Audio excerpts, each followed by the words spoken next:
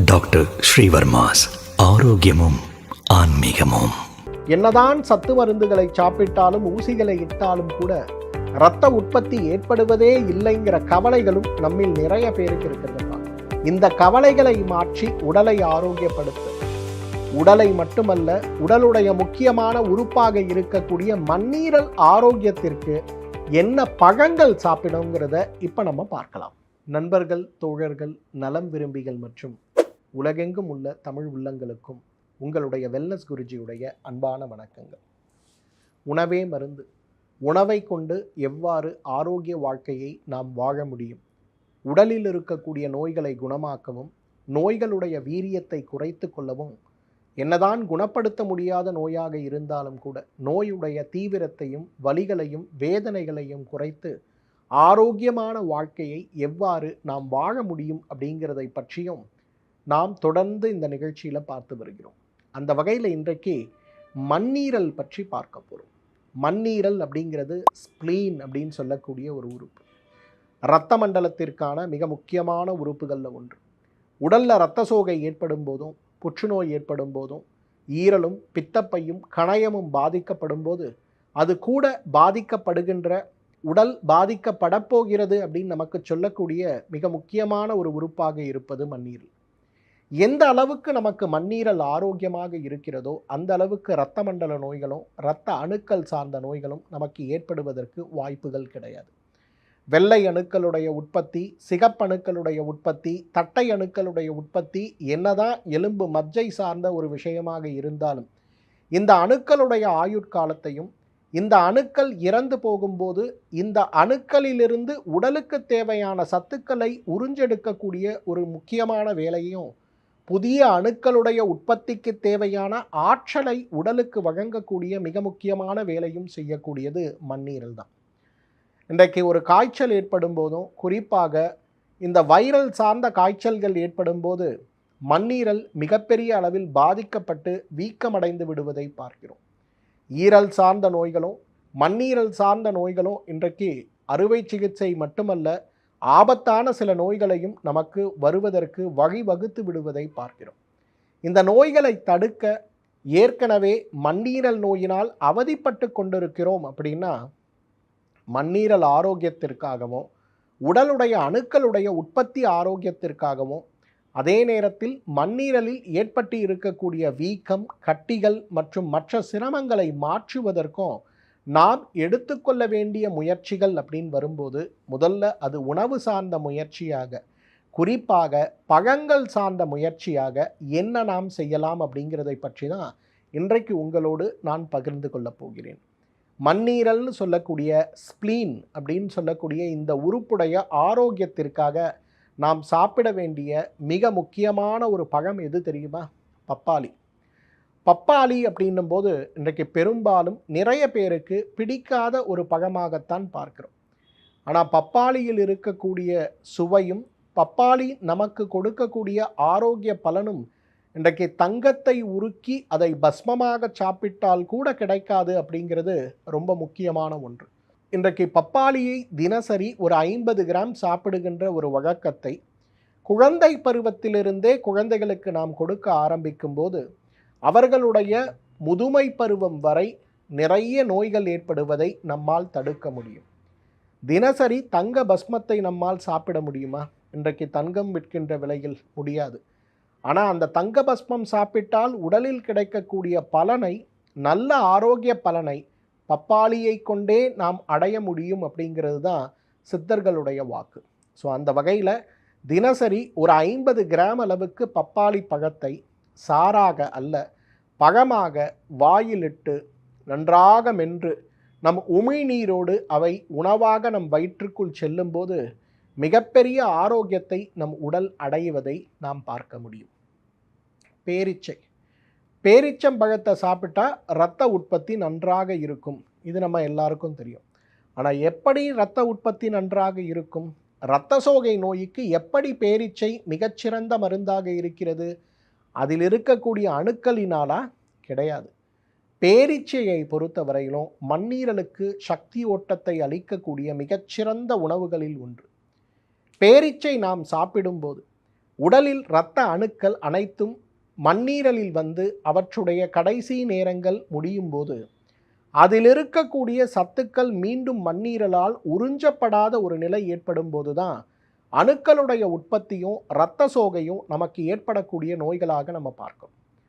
பேரீச்சையை நாம் சாப்பிடும்போது மண்ணீரலுடைய பலம் அதிகமாகும் போது இறந்த அணுக்களிலிருந்து கிடைக்கக்கூடிய உடல் மீண்டும் உறிஞ்சி எடுத்துக்கொள்ள வேண்டிய சத்துக்கள் முறையாக எடுத்துக்கொள்ளப்படும் போது புதிய அணுக்களை உற்பத்தி செய்வதற்கான சத்துக்கள் அதிலிருந்தே நமக்கு பெரும்பகுதி கிடைக்கும்போது இரத்த சோகை சார்ந்த நோய்களும் வெள்ளை அணுக்கள் சார்ந்த நோய்களும் தட்டை அணுக்கள் பிளேட்ஸர் சார்ந்த நோய்களும் அற்ற ஒரு ஆரோக்கியமான வாழ்க்கையை வாழ முடியும். இனிமேல் யாராவது பேரிச்சம்பழத்தில் இருக்கக்கூடிய இரும்பு சத்து உங்களுக்கு ஆரோக்கியத்தை நல்குகிறது அப்படின்னு சொன்னால் இல்லை, பேரீச்சை மண்ணீரலுக்கு சிறந்த உணவு, அது எனக்கு ஆரோக்கியத்தை நல்குகிறது அப்படிங்கிறத நீங்கள் சொல்லணும். மாதுளை இன்றைக்கு இதயத்திற்கு தேவையான பலத்தை அளித்து இதய நோயற்ற வாழ்க்கைக்கு நமக்கு உதவி செய்கின்ற மிகப்பெரிய அருமருந்து எது தெரியுமா? மாதுளை தான். இன்றைக்கு மாதுளை பழமும் பேரீச்சை போல தான். எல்லாருமே நினைக்கிறது மாதுளை இரத்த உற்பத்திக்கு மிகப்பெரிய அளவில் உதவி செய்கிறது. எவ்வாறு உதவி செய்கிறது? மண்ணீரலுடைய பலத்தை அதிகரிப்பதன் காரணமாக இரத்த உற்பத்தியை தூண்டுவதற்கு இது மிகப்பெரிய அளவில் உதவி செய்கிறது. நேரடியாக மாதுளையில் இருக்கக்கூடிய மூலக்கூறுகள் மண்ணீரலுடைய ஆரோக்கியத்தை மட்டுமல்ல, மண்ணீரலுடைய செயல்பாடுகளை மட்டுமல்ல, இரத்த அணுக்களுடைய முழுமை பெற்ற உருவாக்கத்திற்கும் மிகப்பெரிய அளவில் உதவி செய்கிறதுனால மாதுளை மண்ணீரல் ஆரோக்கியத்திற்கு மிகச்சிறந்த உணவுன்னு சொல்லலாம். வாழைப்பழம், பொதுவாக வாழைப்பழத்துடைய நல்ல கெட்ட பலன்களை பற்றி நிறைய நம்ம விவாதிக்கிறோம்.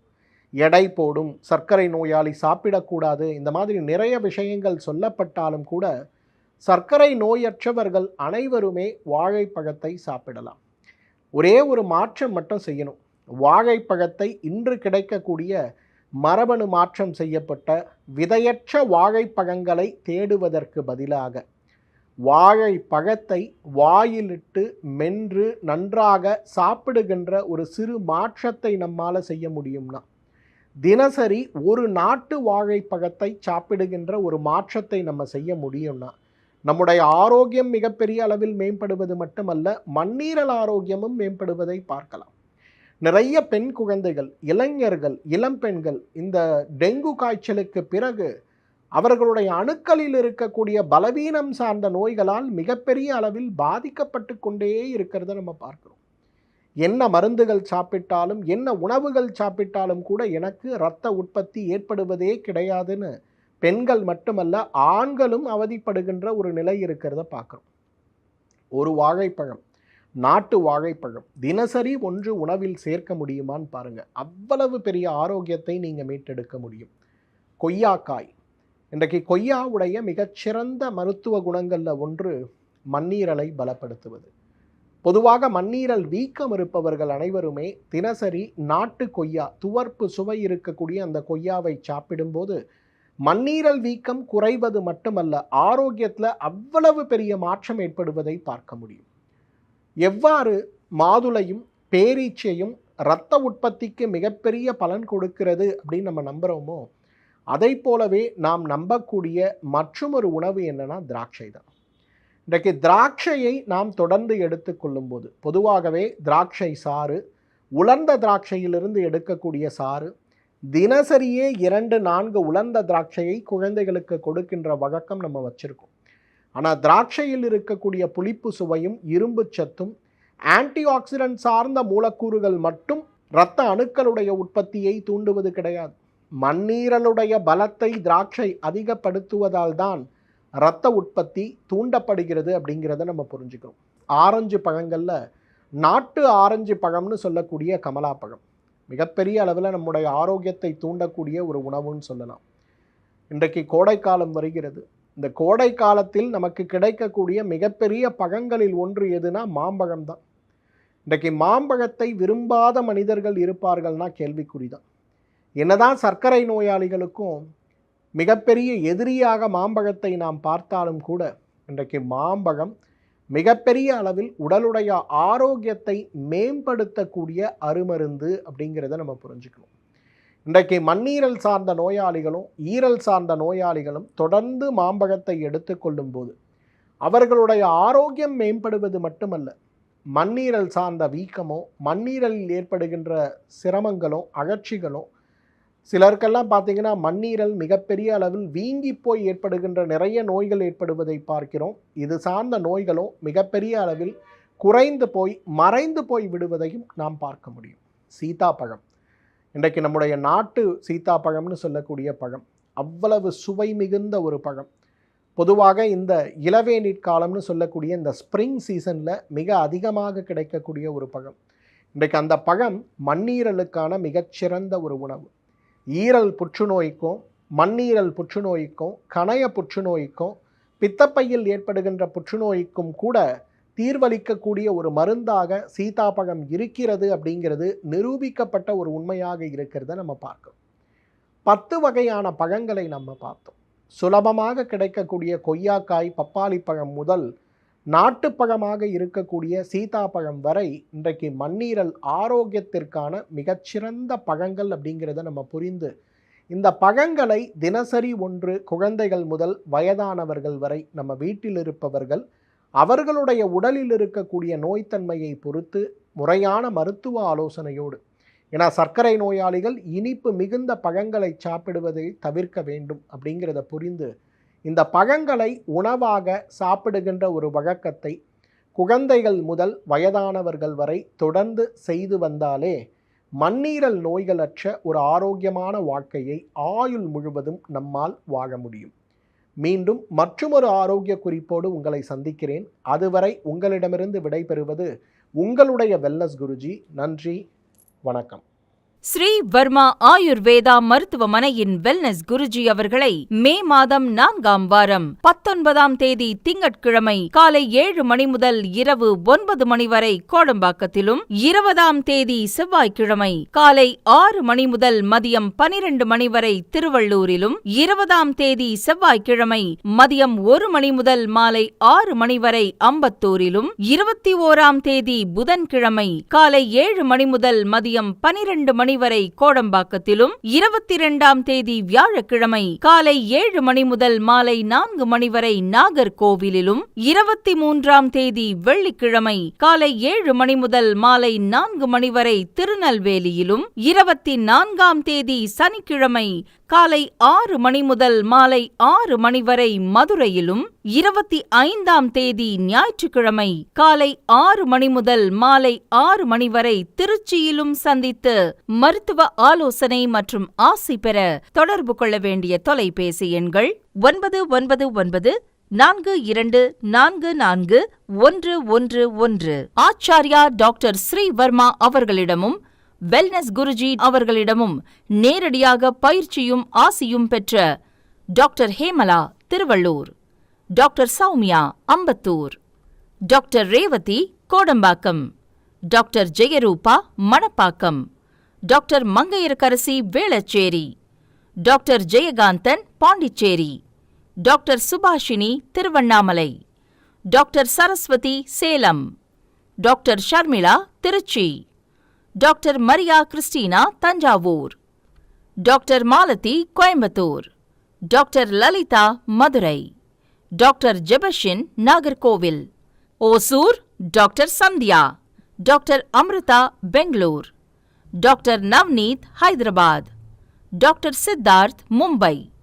பட்டப்படிப்பு மற்றும் பட்ட மேற்படிப்பு முடித்த மருத்துவர்களை சந்தித்து சிகிச்சை பெறலாம்.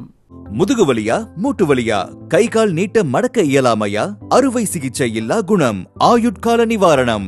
டாக்டர் ஸ்ரீவர்மா பிசிஆர், மகாராஜா தைலம் அனைத்து மருந்து கடைகளிலும் கிடைக்கும். இப்பொழுது ஆன்லைனிலும் வாங்கலாம். For more details, log into www.srivarma.online. Call 9994211666.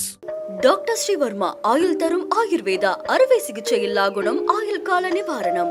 அறுவை சிகிச்சை இல்லா குணம், இது ஆயுட்கால நிவாரணம். டாக்டர் ஸ்ரீவர்மாஸ் அனைத்து நோய்களுக்குமான குணம்.